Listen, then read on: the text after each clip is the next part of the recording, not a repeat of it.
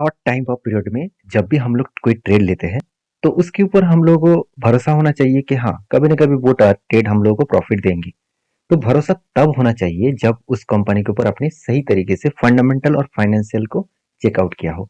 तो आज मैं उसी से जुड़े हुए 3 कंपनी के बारे में चर्चा करूंगा। तो प्लीज इस वीडियो को पूरा देखिए, क्योंकि मैंने पहले भी आपको बता चुका था कि जब मैंने एंट्री लिया तो मैं उसके ऊपर टारगेट तक जरूर वेट करूंगा। क्यों मैं वेट कर रहा हूँ और क्यों मैंने वेट किया, किस तरीके से फाइनेंशियल को रिसर्च करके काम किया, वो सब सारे पॉइंट्स मैं इस वीडियो में शेयर करूंगा। तो वीडियो को लास्ट तक देखिए, और अभी तक अपने चैनल को सब्सक्राइब नहीं किया तो जरूर कर लीजिएगा। तो चलो देख लेते हैं इस वीडियो में कौन सा कंपनी है। फर्स्ट जो कंपनी है उसका नाम है टाटा स्टील। देखिए, टाटा स्टील के ऊपर सबसे पहले मैं टेक्निकल चार्ट पैटर्न का दिखाऊंगा। देखिए, बहुत दिनों के बाद एक पैटर्न क्रिएट हुआ था। वो पैटर्न कुछ इस तरीके से बना, कुछ कप बना, उसके बाद एक हैंडल पैटर्न क्रिएट हुआ। तो cuff with handle pattern complete होने के बाद यहाँ पे क्या हुआ, ब्रेकआउट हुआ। ब्रेकआउट होने के बाद देखिए ब्रेकआउट कंफर्मेशन भी हो गया। और जब हायर लेवल में ब्रेकआउट कंफर्मेशन होता है तो मैं आपको हमेशा बोलता हूँ कि मैं तब एंट्री नहीं लेता हूँ। मैं थोड़ा सा रिटेस्टमेंट करे, एंट्री लेवल के आसपास आए तब मैं एंट्री लूंगा। तो फाइनली यहाँ पे एंट्री बना था। एंट्री बनने के बाद देखिए बिग क्रैश हो गया। क्रैश होने के बाद वो एक सपोर्ट मिला था, क्योंकि यहाँ पे एक सपोर्ट है, यहाँ पे एक सपोर्ट है, और फिर से एक बार सपोर्ट मिला। और यहाँ पे दो तरीके से सपोर्ट मिला, एक कंपनी का प्रीवियस लेवल का सपोर्ट और दूसरा 200 डेज ईएमए का सपोर्ट। इस दोनों सपोर्ट मिलने के बाद कंपनी के ऊपर लगातार एक ग्रोथ देखने को मिला। और देखिए उसके बाद इस एक स्ट्रांगली रेजिस्टेंस था, उस रेजिस्टेंस को ब्रेकआउट किए, रिटेस्ट किया, उसके बाद फिर से ब्रेकआउट करके टारगेट के नजदीक आ चुके हैं। तो फाइनली अगर टारगेट मिले तो कितना परसेंट टारगेट मिलने का चांसेस है? अगर टारगेट मिले तो करीबन 18% का टारगेट मिलने का चांसेस है। अभी क्वेश्चन आएगा कि सर 18% टारगेट के लिए इतना मेहनत क्यों करूं? देखिए, ऑब्वियसली मेहनत करना पड़ेगा, क्योंकि 6 मंथ के अंदर अंदर अगर कोई कंपनी आपको 18% टारगेट दे रहा है, इससे बड़ी चीज और क्या हो सकते हैं। 6 मंथ तो ज्यादा बोल दिया, बहुत कंपनी तो और भी कम टाइम के अंदर प्रॉफिट देते हैं। तो देखिए 150 डेज 50 डेज हो रहा है, मतलब अभी भी 5 मंथ हुआ है। तो मुझे लग रहा है 6 मंथ के अंदर अंदर ही टारगेट हो जाएगा। अभी टारगेट होने से पहले कि मैंने एंट्री लिया था वो तो समझ लीजिए, क्योंकि नेक्स्ट टाइम अगर जब भी कोई एंट्री मिले तो आप उस एनालिसिस करके आप उस कंपनी के ऊपर जरूर फोकस रख सकते हैं। तो मैंने एंट्री इसलिए लिया क्योंकि कंपनी के सबसे पहले देखिए जो स्टील टाटा स्टील है, उनमें से जो क्रूड स्टील है उसमें 14% मार्केट शेयर है कंपनी का। साथ ही साथ steel supply to to the auto sector को 43% मार्केट शेयर कंपनी के पास है। स्टील ट्यूब मैन्युफैक्चरिंग में कंपनी 8% के आसपास मार्केट शेयर है। तो स्टील ट्यूब में उतना ज्यादा खास ग्रोथ नहीं है, क्योंकि और भी बहुत सारे स्टील ट्यूब बनाने वाला कंपनीज है, उसका अच्छा खासा ग्रोथ हो रहा है। तो कोई बात नहीं, कंपनीज का परफॉर्मेंस को आपको देखेंगे तो फाइनेंशियली जो डेटा है उसके बारे में चर्चा करूँ। आप यहाँ पे एक चीज देख सकते हैं, कंपनी का आरओसी आरओई 5 साल 3 साल में बेस्ट देखने को मिलेगा। और उसके साथ साथ आरओसी भी आपको 5 साल 3 साल 1 साल में आपको बेस्ट तरीके से परफॉर्मेंस दिखेगा। और डेप्थ भी देखिए 1% के ऊपर हो गया था, आज डेप्थ बहुत कम हुआ है। उसके साथ साथ कंपनी के नेट मार्जिन भी, प्रॉफिट मार्जिन भी एक रेंज के हिसाब से मेंटेन हो रहा है। उतना ज्यादा खास ग्रोथ नहीं है, क्योंकि स्टील मैन्युफैक्चरिंग कंपनी में हमेशा आपको प्रॉफिट मार्जिन में वोलेटिलिटी दिखेगा। अभी चलो देख लेते हैं कंपनी किस तरीके से क्वार्टरली रिजल्ट पब्लिश किया। देखिए, पिछले बार सेल्स था 57,000 करोड़, इस बार 55,000 करोड़। एक्सपेंस को कंपनी मेंटेन करने के बाद नेट प्रॉफिट जो नेगेटिव में था वो इस बार पॉजिटिव में कन्वर्ट हुआ। उसके साथ साथ कंपनी के जो इन्वेस्टर है उसके बारे में बात करो, देखिए प्रोमोटर से लेकर एफआईडीएस पब्लिक ने अच्छा खासा होल्डिंग को वो कंटिन्यू कर रहा था। ये सारे पॉइंट्स को मैंने एनालिसिस किया, उसके बाद इस कंपनी के ऊपर टेल लिया। तो आप भी जब भी कुछ इस तरीके से एनालिसिस करेंगे तो ये सारे पॉइंट्स को जरूर ऑब्जर्व करना होगा। हाँ, सिर्फ यही पॉइंट्स काफी नहीं है कोई भी कंपनी के ऊपर टेल लेने के लिए। तो अगर अपने डिटेल्स एनालिसिस सीखना चाहते हैं तो मुझे जरूर कमेंट्स करिए। तो किस कंपनी के ऊपर आप डिटेल्स व्यू देखना चाहते हैं मुझे कमेंट करेंगे, तो उसके ऊपर मतलब मैं ऑलरेडी आपको एक वीडियो बनाकर शेयर करूंगा। तो चलो देख लेते हैं नेक्स्ट कंपनी कौन सा है। तो नेक्स्ट कंपनी है जियो फाइनेंस। देखिए, सबर का फल कितना मीठा होता है वो आपको आज देखने को मिलेगा। देखिए, मैंने आपको चीख चीख कर यही बोल रहा था कि जो लोग सोच रहे थे कि जियो फाइनेंस में इतना आया तो करेक्शन हो रहा है और भी गिरेगा, तो मैंने ये बताया था कि यहाँ पे एक स्ट्रांगली सपोर्ट है, सपोर्ट जोन है, इस सपोर्ट जोन को वो अगर ब्रेक डाउन करे तभी गिरेगा। तो जिस तरीके से यहाँ पे कैंडल बन रहा था मेरे हिसाब से वो हायर लेवल को ब्रेकआउट करेगा। और मैंने आपको ये भी बताया था कि यहाँ पे एक कब बना और मैं इंतजार करूंगा एक सोल्ड हैंडल बटन बनने का। तो फाइनली यहाँ पे क्या बना, एक हैंडल बटन कंप्लीट हो चुके हैं। और अभी मुझे एंट्री लेना है, कहाँ पे एंट्री लेना है, तो यहाँ पे जब भी रिटेस्ट करे तब भी इस लेवल में मैं एंट्री लूंगा। तो जब एंट्री बनेगा तो कहाँ तक टारगेट बनेगा, तो इस लेवल को मार्किंग करना पहले, उसके ऊपर इसको ऊपर बैठा देना, तो टारगेट निकल कर आ रहा है कितना 22%। तो 22% तो आप कहेंगे सर ऑलरेडी तो 30%, 13% टारगेट हो चुके हैं, तो और कुछ ही पल बाकी है, क्या एंटी इसके ऊपर लेने वाला है? बिल्कुल नहीं। इसके ऊपर डायरेक्टली जाकर टारगेट हो जाए तो मैं इस एंटी को नहीं लूंगा। अगर यहाँ पर रीटेस्ट करे तो भी मैं एंटी, तब मैं एंटी लूंगा। तो जियो फाइनेंस के ऊपर मैं बहुत पहले से आपको चर्चा कर रहा था कि इस तरीके से सिचुएशन को आपको फॉलो अप करके काम करना पड़ेगा।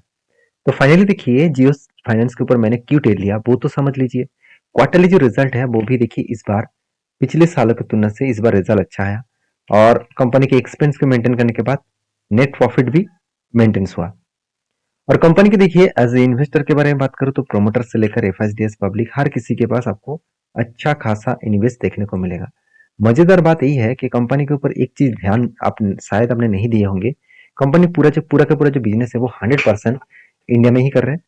उसके साथ साथ आप और एक चीज को देखेंगे तो कंपनी के ऊपर आ, जो इंटरेस्ट इनकम है वो 67% के आसपास है, और अदर्स इनकम 24%, और साथ ही साथ फीस एंड कमीशन के ऊपर कंपनी 9%, 10% के आसपास प्रॉफिट जनरेट कर रहा है।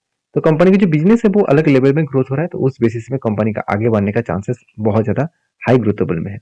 उसके साथ साथ कंपनी के देखेंगे तो आरओसी आरओई में दम नहीं है, क्योंकि बिजनेस अभी तक स्टार्ट नहीं हुआ उस तरीके से, तो उस बेसिस में कंपनी की ये सारी चीज दम नहीं दिखेगा। मगर कंपनी का जो नेट प्रॉफिट मार्जिन और जो कर्जा है वो एकदम ना के बराबर है कर्जा, और नेट प्रॉफिट मार्जिन तो हाई लेवल में देखने को मिला। ये सारे पॉइंट के एनालिसिस करके ही मैं इस कंपनी के ऊपर टेल लिया था। और एक पॉइंट्स मैं आपके साथ जरूर शेयर करूंगा, जो पॉइंट्स बहुत ही इंपॉर्टेंस है, वो है इस कंपनी के ऊपर जो रिजर्व।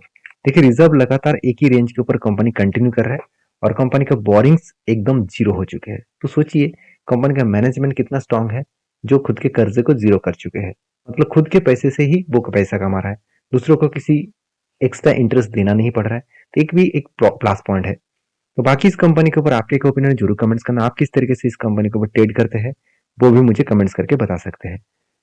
अगर आप पुराना सब्सक्राइबर हैं तो मेरे वीडियो कंटिन्यू देखते हैं तो जरूर यस लिख कर भेजिए। अगर आप न्यू सब्सक्राइबर हैं तो अभी तक सब्सक्राइब नहीं किया है तो जरूर कर लीजिए।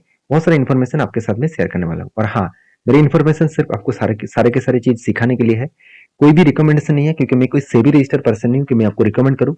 काम करना है तो आपके ओपिनियन के हिसाब से करिए, नहीं करना है तो छोड़ दीजिए।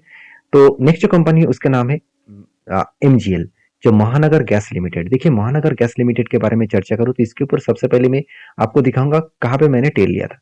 देखिए बहुत दिनों के इंतजार करने के बाद यहाँ पे एक पैटर्न्स बना था, वो है कफ विद हैंडल पैटर्न्स बना।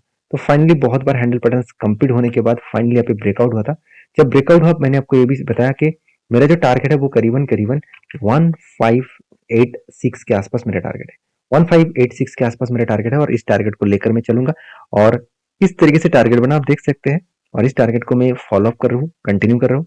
इस टारगेट को मैं कंटिन्यू जरूर करूंगा, क्योंकि टारगेट होने में कुछ ही पल बाकी है। और अगर टारगेट हुआ, ये जो एंट्री लेवल है, जो एंट्री लेवल बना था 1135 के आसपास, और टारगेट बन रहा है करीबन 1600 के आसपास, इस लेवल तक अगर टारगेट को कंप्लीट हुआ तो ऑलमोस्ट 40% के आसपास मतलब टारगेट मिलेगा।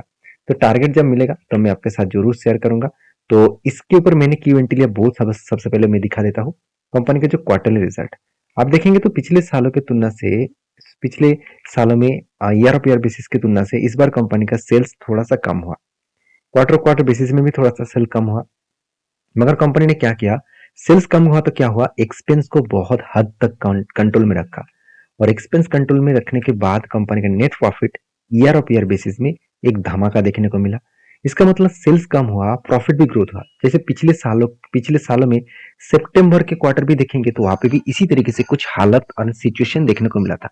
इसका मतलब कंपनी सेल्स कम कर रहा है मगर प्रॉफिट बहुत शानदार कर रहा है, जिसके चलते कंपनी की एक हाई ग्रोथेबल सिचुएशन देखने को मिला। उसके साथ साथ कंपनी के जो बैलेंस शीट है वहां पे देखेंगे तो कर्जा पहले जितना था आज भी उतना ही है, छोटा मोटा कर्जा है ना के बराबर, मगर कंपनी के बिजनेस के ऊपर अच्छा खासा कंपनी पैसा लगाते चले जा रहे हैं।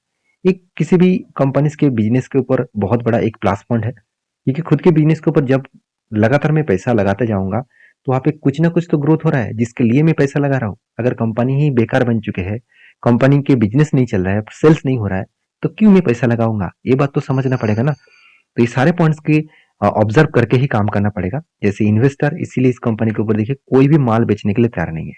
उल्टा देखिए एफआईएस और डीएस ने क्या किया, होल्डिंग को एडिंग किया, कुछ क्वांटिटी ऐड किया, जो पब्लिक के पास ज़्यादा होल्डिंग था वो कम होकर प्रोमोटर के बाद एफएसडीएस के पास वो होल्डिंग चला गया। तो इस कंपनी के ऊपर आपके क्या ओपिनियन है जरूर कमेंट्स करूंगा। और एंट्री लेवल से अगर टारगेट तक मुझे मिले तो मुझे लग रहा है कि सिर्फ 100 डेज के अंदर अंदर ही कंपनी 40% के आसपास रिटर्न देने वाले हैं। तो रिटर्न कम मिलेगा वो तो मुझे पता नहीं, फिर भी इस कंपनी के ऊपर आपके क्या ओपिनियन है जरूर कमेंट्स करना। नेक्स्ट जो कंपनी है डीआरसी सिस्टम्स इंडिया लिमिटेड, जो एक छोटा सा कंपनी है, 180 करोड़ के आसपास है। कंपनी बोनस अनाउंसमेंट किया हर एक के बदले 2 शेयर, और वो भी मिलेगा 27 में। तो ये था कुछ कंपनीज का अपडेट। वीडियो में जानकारी अच्छा मिले तो प्लीज लाइक करना, दोस्तों के साथ भी शेयर करना, चैनल को भी सब्सक्राइब करना। मिलते हैं नेक्स्ट वीडियो में, तब तक के लिए धन्यवाद।